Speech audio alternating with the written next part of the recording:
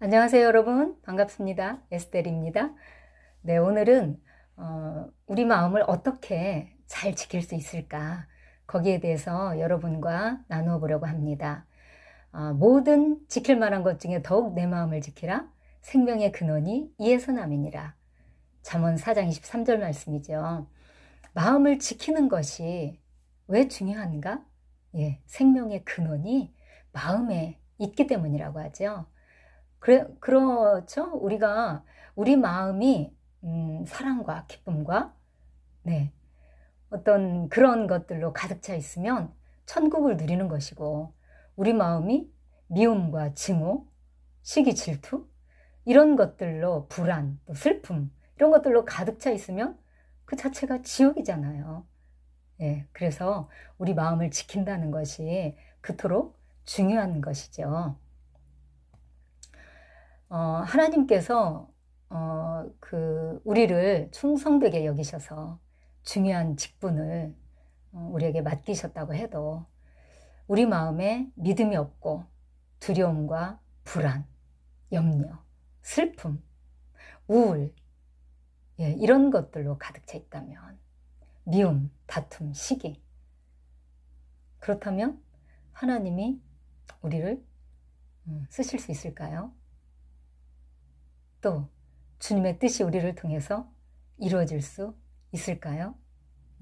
어쩌면 우리가 아무리 열심히 기도해도 기도 응답이 없고, 그렇죠? 어떤 변화도 보지 못하는 이유는 우리 마음이, 네, 이런 하나님 보시기에 어그러진 상태에 있기 때문에 그럴 수가 있습니다.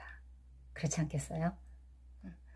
우리는 사실 마음이 우리 것이지만 이 마음이 우리 마음대로 어디 되나요? 좋은 마음을 유지하고 싶죠, 항상. 기쁘고 성령 충만한 삶을 살고 싶죠. 그런데 이 마음이 때때로 제멋대로 움직인다는 거죠. 왜 그럴까요? 우리 마음이 정말 사랑과 기쁨으로만 충만하면 얼마나 좋을까요? 그런데 현실은 그렇지 못하죠. 이 마음이 내 것인데도 내가 원하는 대로 움직여지지 않고 제멋대로 갑니다. 왜냐하면 지금 우리가 살고 있는 이 세상이 죄악으로 가득 차 있고 또 원수 마귀가 우리를 넘어뜨리려고 도처에 함정을 파고 있기 때문이죠. 어쩌면 우리는 이런 넘어질 수밖에 없는 그런 환경 속에서 살고 있어요. 우리가 순종의 삶을 살기 위해서 매일 힘쓰는 중에도 오래전에 받은 상처나 그런 쓴뿌리들로 인해서 또 마음이 어려워지기도 합니다. 이런 쓴뿌리와 상처들을 해결하기 위해서 내적 치유를 받기도 하죠. 이 내적 치유는요, 우리에게 분별력을 갖게 하고 근원적인 어떤 우리의 문제들을 찾아서 해결해주는 아주 좋은 치유 방법이에요.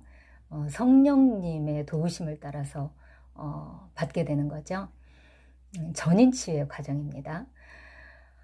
그런데 우리가 이렇게 내적 치유를 받았다고 해도 또 그 후에 마음을 지키지 못하면 다시 옛날로 돌아갈 수가 있어요.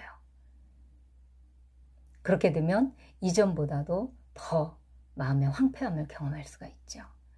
그러면 우리가 어떻게 항상 성령 충만한 삶, 우리 마음의 기쁨과 감사, 평강, 또 사랑이 넘치는 그런 삶을 살 수가 있을까요? 어떻게 우리 안에 시시때때로 올라오는 그런 우울이나 슬픔, 불안, 두려움, 걱정, 이런 것들을 정말 이길 수 있을까요? 대체할 수가 있을까요? 만일 그럴 때 우리가 우리 마음을 그 상태로 그냥 방치하게 되면 계속해서 악한 영의 조종을 받게 됩니다. 우리 마음이 마귀의 놀이터가 되버려요. 이때 우리가 할 수 있는 것, 마귀에게 조종당하지 않고 마귀가 이 더러운 귀신들이 우리 마음에 이런 해를 끼치지 않도록 우리가 할 수 있는 아주 중요한 것이 있습니다. 그때 그 상황에 적합한 말씀을 가지고 대항하는 것입니다. 예를 들어 마음이 낙심되거나 우울할 때는 어떤 말씀이 좋을까요? 저는 신명기 33장 29절을 좋아합니다. 이스라엘아, 너는 행복한 사람이로다. 여호와의 구원을 너같이 얻은 백성이 누구냐? 그는 너를 돕는 방패시요 내 승리의 칼이시로다. 내 대적이 내게 복종하리니 내가 그들의 높은 곳을 밟으리로다. 아멘. 여기에 제 이름을 넣어서 합니다. 또 여호와의 구원뿐만 아니라 여호와의 은혜를 너같이 받은 자가 누구냐? 우리 각각은 하나님으로부터 독특한 은혜를 받았습니다. 네, 사람이 다른 만큼이나 다른 은혜를 받았을 거예요. 이런 말씀들을 가지고 우리 마음에 이렇게 치고 들어오는 그 낙심이나 우울한 것들을 이렇게 물리치는 거죠. 또 염려나 걱정이 있을 때는 어떤 말씀이 좋을까요? 저는 빌립보서 4장 6, 7절 말씀 가지고 물리칩니다. 아무것도 염려하지 말고 오직 모든 일에 기도와 간구로. 그 말씀이죠. 또 미움, 다툼, 시기, 어떤 이런 감정이 막 올라오려고 할 때 어떤 말씀? 빌립보서 2장 5절에서 11절 말씀.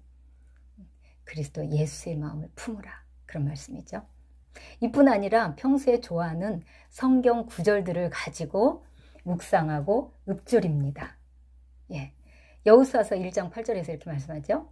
이 율법책을 내 입에서 떠나지 말게 하며 그것을 주야로 묵상하여 그 가운데 기록한 대로 다 지켜 행하라. 그리하면 내 길이 형통하게 될 것이며 내 길이 평탄하게 될 것이며 내가 형통하리라. 아멘. 이 율법책을 내 입에서 떠나지 말게 하며 그 말씀이 뭐겠어요? 항상 이 하나님의 말씀이 우리 입술에, 우리 마음에 머물러 있게 하라는 거죠. 입으로 항상 하나님의 말씀을 우리가 이렇게 되뇌이면, 읊조리면 우리의 귀가 그걸 들어요. 우리의 영도 들어요. 그리고 우리가 그러는 동안에는 다른 생각, 마귀가 우리 안에 나쁜 생각을 넣어줄 수가 없어요. 부정적인 생각들을 넣어줄 수가 없어요. 우리의 마음이 하나님의 말씀으로 지배받게 되는 거죠. 그렇죠? 그 상태가 바로 성령 충만한 상태고 그 상태가 예수님과 동행하는 자의 마음입니다. 예수님과 동행한다는 말씀이 바로 내 일상 속에서 내 안에 하나님의 말씀이 함께하는 것을 의미해요.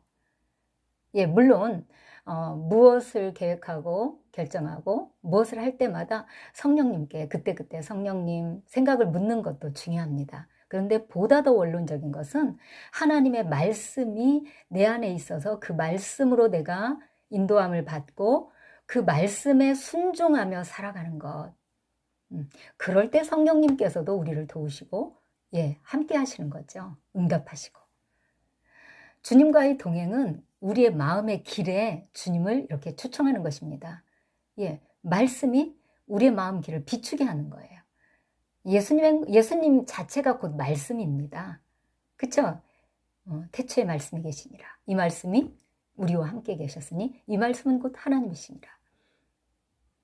예수님이 바로 그 말씀이고 빛이에요. 생명의 빛.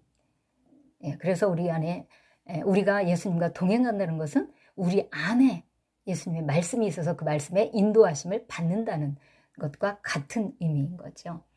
우리의 마음에는 항상 어떤 생각들이 들어오게 돼 있습니다.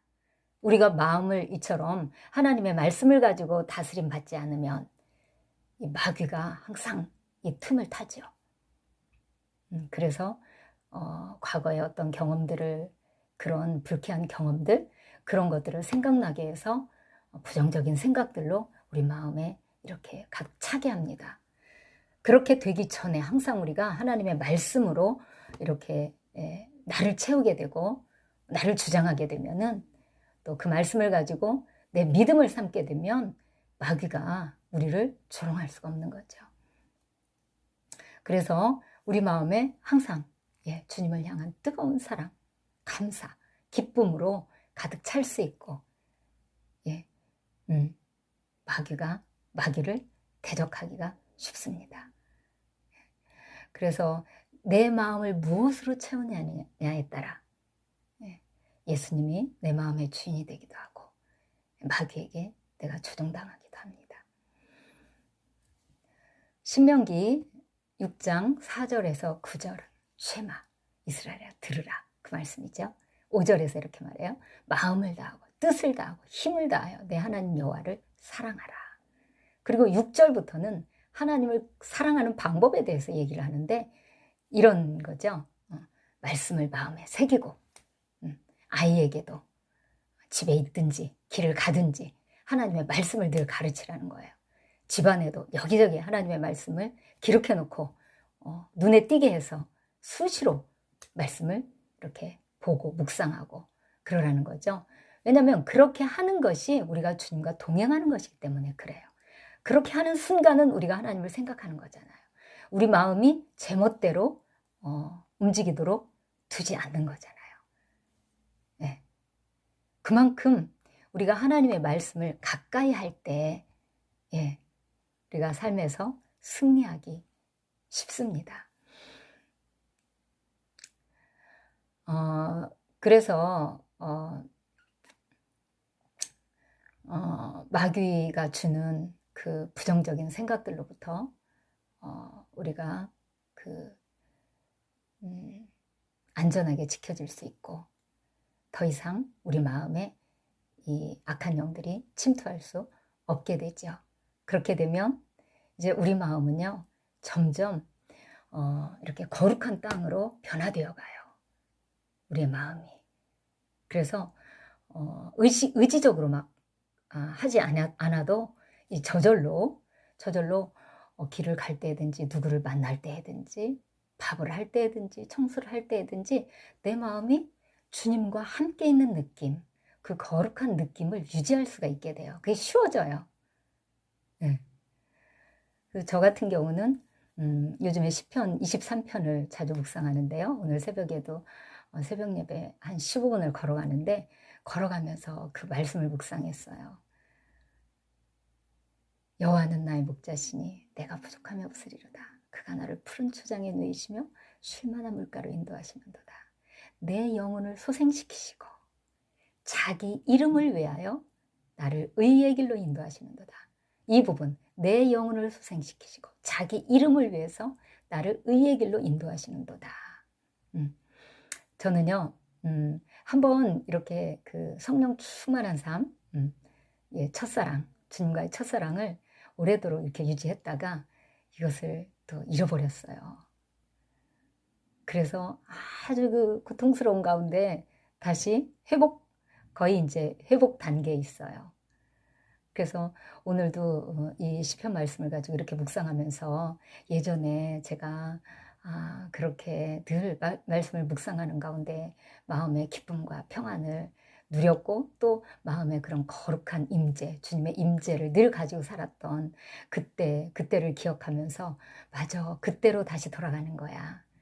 이제 그런 그리고 그때 했던 그 방식으로 제가 지금 돌아가고 있어요. 여러분, 우리 마음을 항상 주님이 함께하는 천국으로 가꾸어 나갑시다. 감사합니다. 사랑하고 축복합니다. 샬롬.